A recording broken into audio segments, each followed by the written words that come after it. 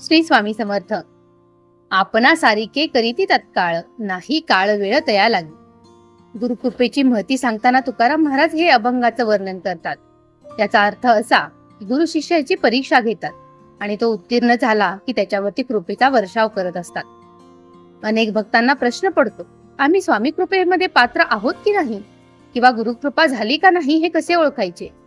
आणि यावरती आपल्याला बरेच प्रश्न पडत असतात. आणि यासोबतच आपल्याला अनेक समस्या आणि संकट असतात, ज्यांचा आपल्याकडे असणारा पाडा हा कधी संपतच नाही. मग अशा वेळी आपण स्वामी सेवा करताना काय उपाय करायला हवेत, असा देखील प्रश्न बऱ्याच भक्तांना असतो. चला तर मग आजच्या या व्हिडिओमधून जाणून घेऊया की आपल्याला स्वामी कृपा झाली आहे हे देखील कसं ओळखायचं आणि आपल्याला ज्या समस्या येत असतात त्यामधून उपाय कसे काढायचे ते. आपल्या या व्हिडिओला शेवटपर्यंत नक्की ऐका आणि व्हिडिओ आवडला तर आपल्या चॅनेलला लाईक, सबस्क्राईब आणि शेअर करायला अजिबातही विसरू नका.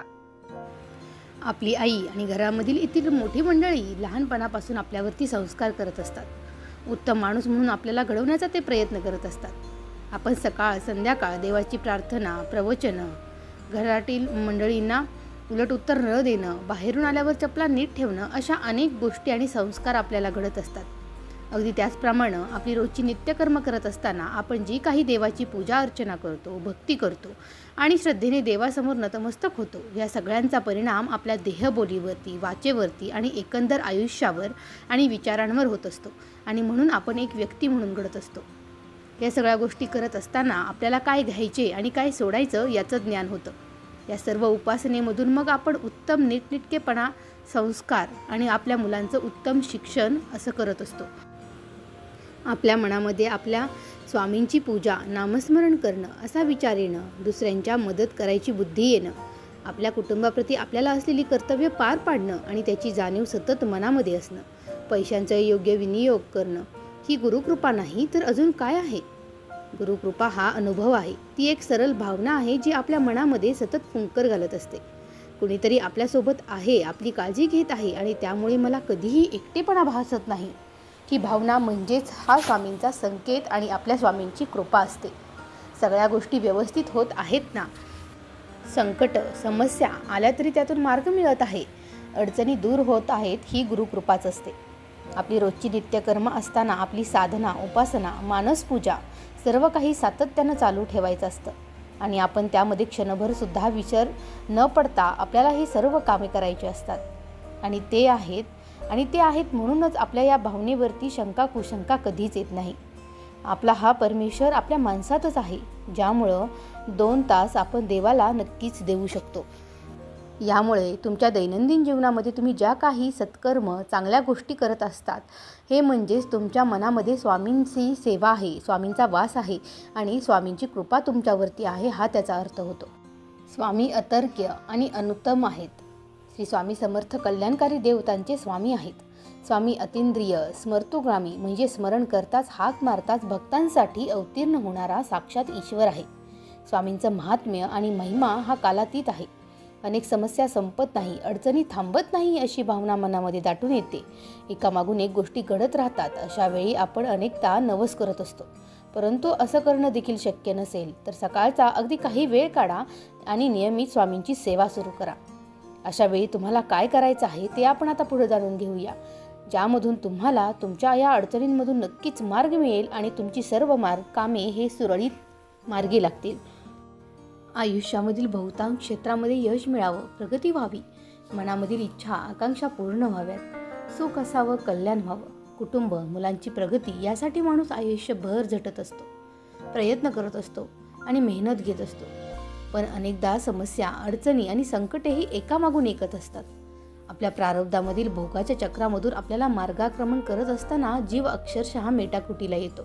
प्रयत्नांची पराकाष्ठा केली तरीही अडीअडचणी थांबत नाहीत. स्वामी समर्थ महाराज मनातील इच्छा लगेच पूर्ण करतात, भक्तांच्या हाकेला धावून जातात, अडचणींमधून सोडवतात. भिवू नकोस, मी तुझ्या पाठीशी आहे, या आश्वासनाची ते प्रचिती देत असतात. स्वामी अशक्यही शक्य करून दाखवतात, अशी अनेकांची श्रद्धा आहे.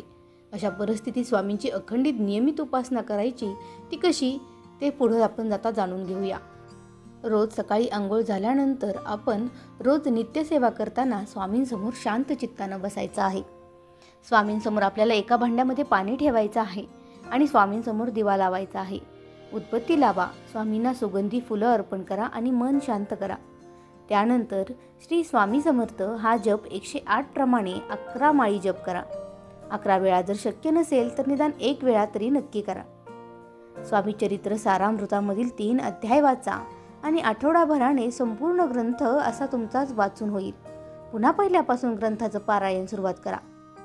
अध्याय वाचून झाले की स्वामींचा तारक मंत्र म्हणा.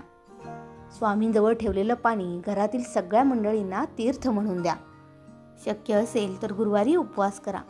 ज्यांना उपवास करणं शक्य नाही त्यांनी सात्विक अन्न आणि फलाहार घ्या. शक्य असेल तर दर गुरुवारी स्वामींच्या मठामध्ये जा. शक्य असेल तेव्हा अक्कलकोटला जाऊन स्वामींचं दर्शन घ्या. या सर्व गोष्टी करत असताना स्वामींवरील निष्ठा आणि श्रद्धा कधीही गमावू नका. आपली मनोकामना भगवंत पूर्ण करेल या श्रद्धेनेच या गोष्टी करायच्या असतात. अल्पावधीत कोणतीही सेवा परिपूर्ण होत नसते. त्यासाठी आपल्याला नियमित सातत्य हवं असतं. त्यामुळं ही सेवा मनापासून करा. या सेवेमध्ये खंड पडू देऊ नका. एकदा संकल्प केला की तो पूर्ण करण्यासाठी शक्य ते सगळे प्रयत्न करा. आणि सगळ्यात महत्त्वाची गोष्ट म्हणजे आपल्या स्वामींवरती असलेला विश्वास आणि सतत त्यांचं नामस्मरण करत राहणं. इच्छा पूर्ण लवकर झाली नाही तर निराश होऊ नका. इच्छा नक्कीच पूर्ण होईल याची खात्री ठेवा. आणि तुम्ही करत असलेली स्वामी सेवा नक्कीच कायम सुरू ठेवा. यामुळं तुम्हाला नक्कीच बदल जाणवेल. यासोबतच तुम्हाला जर शक्य असेल तर श्री स्वामी चरित्र सारामृत आणि स्वामी चरित्र यांचं तुम्ही पठण आणि वाचन यासोबतच पारायण देखील करू शकता. या सर्व गोष्टींनी आणि उपायांनी तुमच्या समस्या नक्कीच संपुष्टामध्ये येतात. स्वामींच्या या सर्व उपायांनीच आजकाल अनेक भाविक भक्त स्वामींकडे ओढले जात आहेत. तुम्ही देखील हा प्रयत्न एकदा करून पहा. मात्र हे सर्व करत असताना स्वामींवरती आपला विश्वास, प्रेम आणि स्वामींबद्दलचा आदर आपल्यामध्ये असायला हवा. जे काही तुम्ही करणार आहात ते सर्व मनोभावे आणि स्वामींच्या चरणी लीन होऊन आपल्याला करायचं असतं. तर मैत्रिणींनो, दिलेल्या व्हिडिओमधील माहिती तुम्हाला आवडली असेल तर आपल्या चॅनेलला लाईक, सबस्क्राईब आणि शेअर करा. आणि स्वामींची कृपा आपल्यावरती राहण्यासाठी आपल्या व्हिडिओला, आपल्या चॅनेलला सबस्क्राईब करा. श्री स्वामी समर्थ. जय जय स्वामी समर्थ.